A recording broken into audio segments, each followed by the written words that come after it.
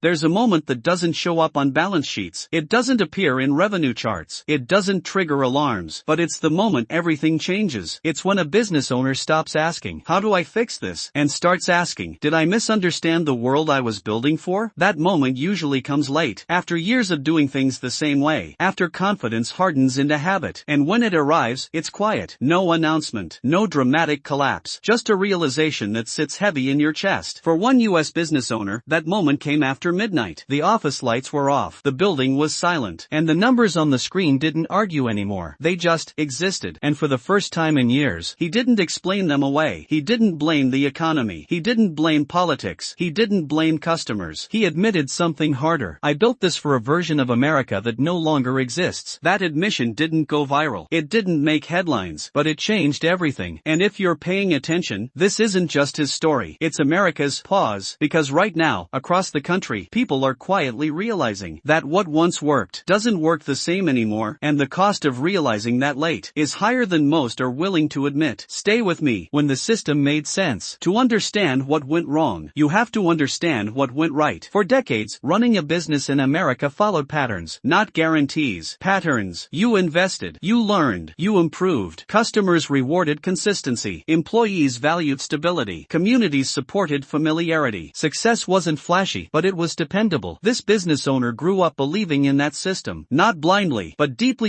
The American promise he trusted. He believed in effort, not hustle culture, not shortcuts. Effort. Show up early, leave late, take responsibility. If something failed, fix it. If something worked, protect it. That mindset built millions of small and mid-sized American businesses, and for a long time, it worked beautifully, building something real. This business didn't explode overnight. It grew the old way, customer by customer, contract by contract, year by year. Mistakes were made, but learned from. Setbacks came, but were temporary. And slowly, stability formed. That kind of stability does something dangerous. It teaches you to expect continuity, confidence without arrogance. He wasn't arrogant. He didn't think he was untouchable. He just trusted the patterns he had lived through. Recessions before, survived them. Competition before, outworked them. Technology shifts before, adapted enough. Every challenge reinforced the same lesson. This system bends, but it doesn't break. Until one day, it did, when change doesn't announce itself. The problem wasn't sudden collapse. It was subtle erosion. At first, it felt like friction. A supplier increased prices. A long-term client renegotiated aggressively. A competitor undercut prices online. None of this was new, but the frequency was. Small signals, big meaning. Margins tightened, but only slightly. Customer loyalty weakened, but quietly. Marketing costs rose, but explainably. Each issue had logic behind it. The dangerous phrase, "This is temporary." That phrase has saved businesses before, but it has also destroyed them, because temporary problems demand patience. Permanent shifts demand change. And telling the difference is the hardest part. What he didn't see yet. He didn't see that customers now valued speed over relationships, convenience over consistency, price over loyalty. Not because people became worse, because the environment changed. And environments always win. The slow internal struggle. Inside, something felt off. Not panic, not fear, unease. But unease is easy to silence. And logic is comforting, because logic says problems are manageable when yesterday still looks successful. So he worked harder, stayed longer, controlled costs tighter. All logical responses, all insufficient. The first crack in confidence. At first, he did what every responsible business owner does. He worked harder, not recklessly, not emotionally, methodically. He arrived earlier, left later, reviewed reports more closely. He told himself this was just another phase, another cycle that required discipline. And discipline had never failed him before. But something felt different this time. The effort didn't translate the way it used to. Time stopped working like it used to. In the past, extra hours meant extra progress. More calls led to more deals. More attention meant fewer mistakes. Now, extra hours just meant exhaustion. The return on effort was shrinking. And that's a terrifying realization. For someone who built everything on effort. The quiet ego test. This wasn't about pride. It was about identity. Because when your entire life has reinforced one belief, that showing up and doing the right thing works, questioning that belief feels like questioning yourself. He didn't want to become cynical. He didn't want to blame the system. He just wanted the math to make sense again. The numbers that would not cooperate. The spreadsheets didn't lie. Revenue wasn't collapsing. It was drifting downward. Costs weren't spiking. They were steadily climbing. That combination is dangerous, because it doesn't feel urgent enough to panic, but it's deadly if ignored.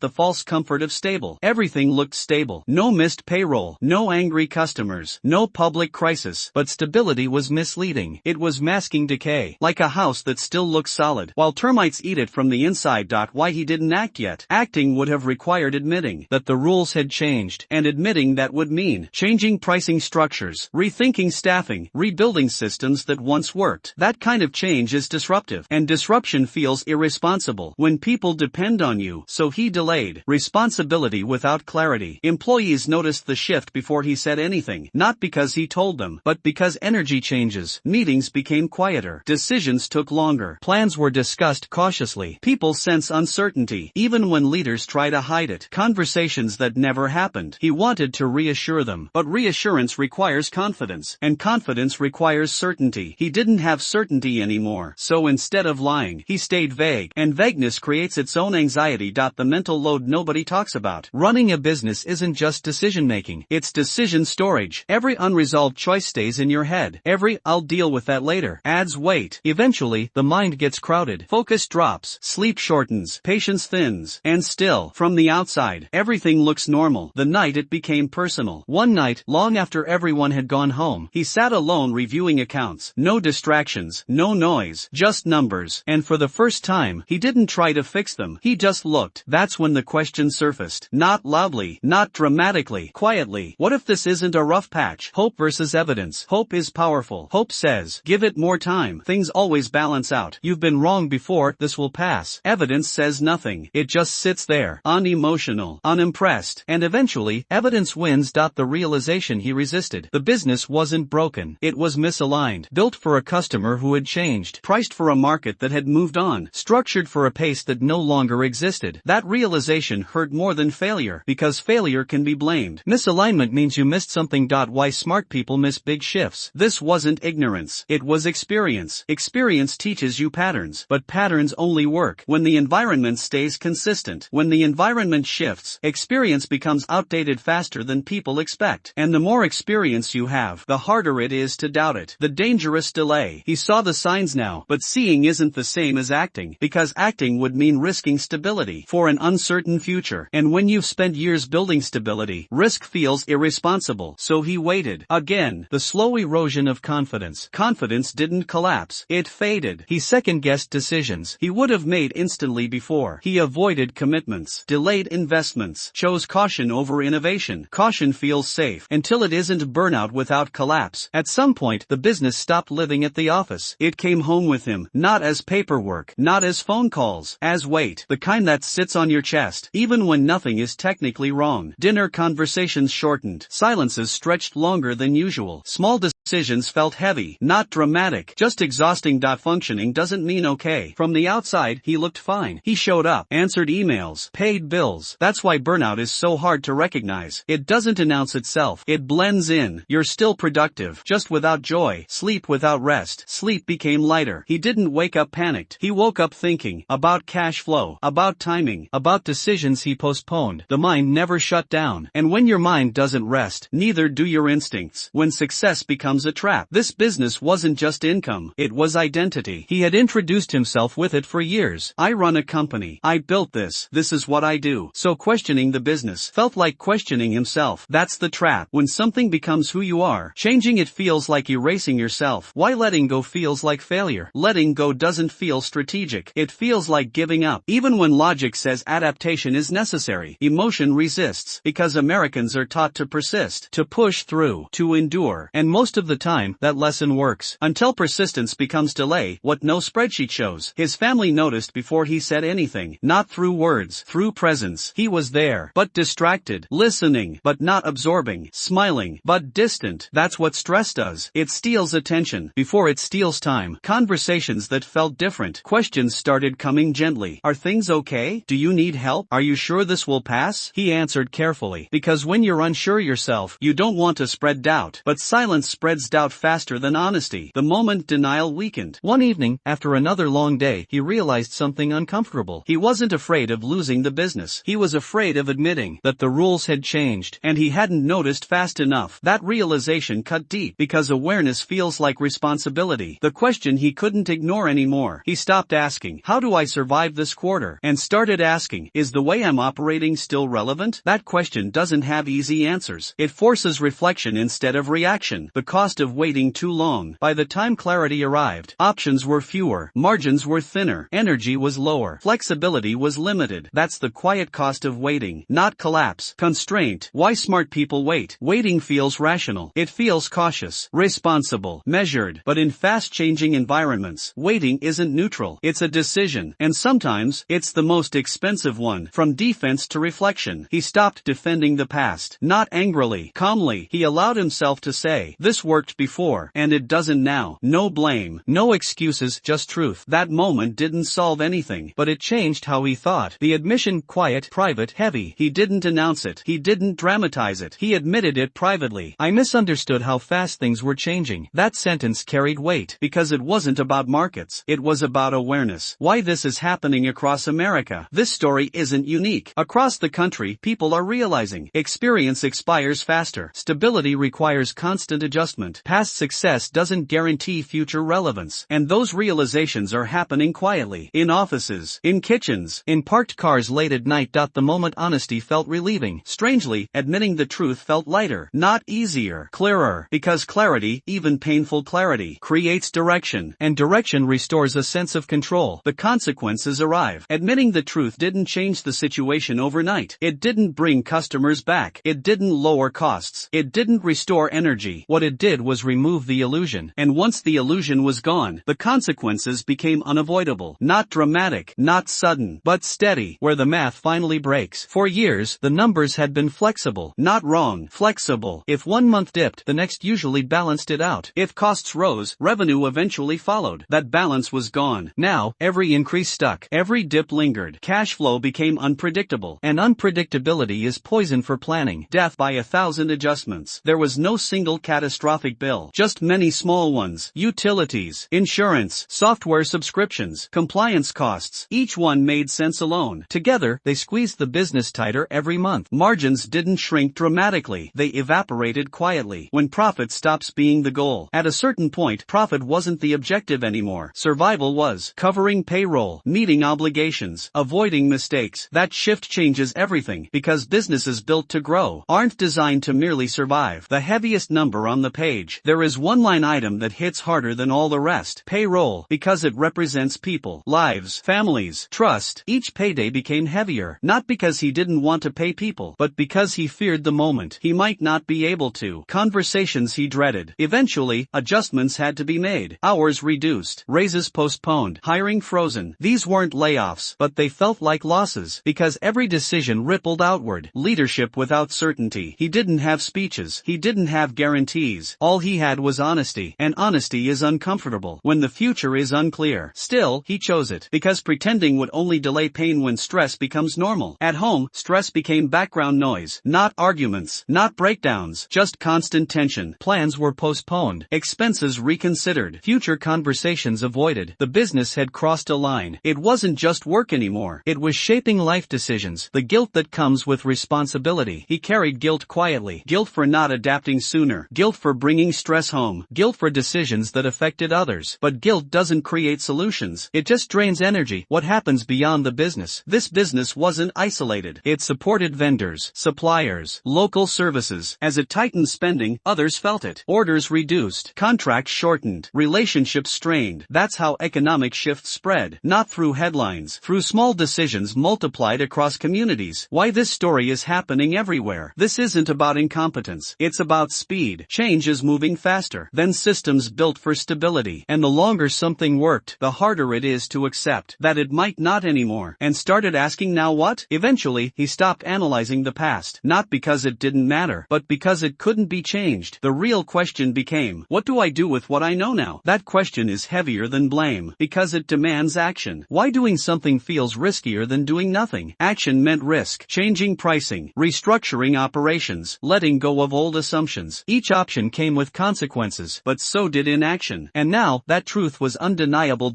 The painful clarity. The business wasn't failing because of one mistake. It was struggling because of many small delays, each reasonable, each understandable, together costly. That realization hurt, because it meant there was no villain, just timing, the quiet strength of ownership. He didn't look for excuses. He didn't blame employees. He didn't blame customers. He owned the gap between what was and what needed to be. That ownership didn't solve the problem, but it restored intent. Point wasn't financial. The lowest point wasn't a number. It was the moment he accepted that effort alone would not fix this, and that truth challenged everything he believed about work. Why this moment matters: because once effort stops being enough, you're forced to evolve, not emotionally, strategically, and evolution requires letting go. What he finally understood: the hardest truth wasn't about money, it wasn't about markets, or technology, or competition, it was about timing. He realized he didn't fail because he was careless. He didn't fail because he ignored his responsibilities. He didn't fail because he didn't work hard enough. He failed because he waited for confirmation in a world that no longer waits. That truth landed slowly, but once it did, it changed how he saw everything. The belief that held him back. For most of his life, one belief had guided him: if something worked before, it will work again if I stay disciplined. That belief built his business, but it also delayed his adaptation, because discipline without reevaluation turns into rigidity, and rigidity doesn't survive rapid change. Why waiting felt responsible. Waiting didn't feel lazy. It felt mature. He wanted data, trends, stability. He wanted to avoid overreacting. But while he waited, the environment kept moving. Customers adapted faster than he did. Competitors experimented sooner. Costs reset permanently. By the time the picture was clear, the margin for error was gone. If he could go back. Looking back, he doesn't talk about regret. He talks about awareness. He says he would have questioned comfort sooner, treated discomfort as information, acted before certainty arrived. Not because certainty is bad, but because waiting for it can be fatal. The real lesson. The lesson wasn't change everything. It was change earlier, because early change is flexible. Late change is desperate. Why this story matters right now in America. This story isn't rare. It's happening quietly across the country. Small businesses, mid-sized companies, independent professionals, people who did everything right for the world they came from, and are now facing a world that doesn't reward the same behaviors. America is in a transition period. Systems are shifting faster than habits. Technology moves quicker than policy. Consumer expectations reset instantly. Costs rise without warning, and the distance between doing fine and falling behind has never been smaller. Why this feels personal to so many? Because it challenges a core American idea that effort guarantees stability. Effort still matters, but timing now matters just as much. And recognizing that isn't weakness, it's realism. The quiet power of admission. When he finally admitted what went wrong, something unexpected happened. The pressure eased, not because the problem disappeared, but because honesty restored clarity, and clarity restores choice, even when choices are difficult. Control doesn't mean comfort. Control doesn't mean certainty. It means awareness. It means understanding the situation well enough to move intentionally, even if the direction is uncertain. Not what people expect. Survival doesn't always mean holding on. Sometimes it means reshaping. Sometimes it means simplifying. Sometimes it means letting go of versions of success that no longer fit reality. That doesn't erase the past. It respects it. The difference between ending and evolving. Ending feels like failure. Evolving feels like growth. But from the inside, they can feel exactly the same. The difference is perspective. The thought that lingers. If you're listening to this, and parts of it feel familiar, that's not coincidence. It's recognition. Because this isn't just a business story. It's a human one. About how long we wait. About what we assume will stay the same. About how difficult it is to admit that the world has changed while we were busy surviving it. The question isn't whether change is coming. It already has. The question is how long we wait before we respond to it. Sometimes the most honest thing you can say isn't, "I failed." It's, "I waited too long, and now I understand why." And that understanding, as painful as it is often the beginning of something real.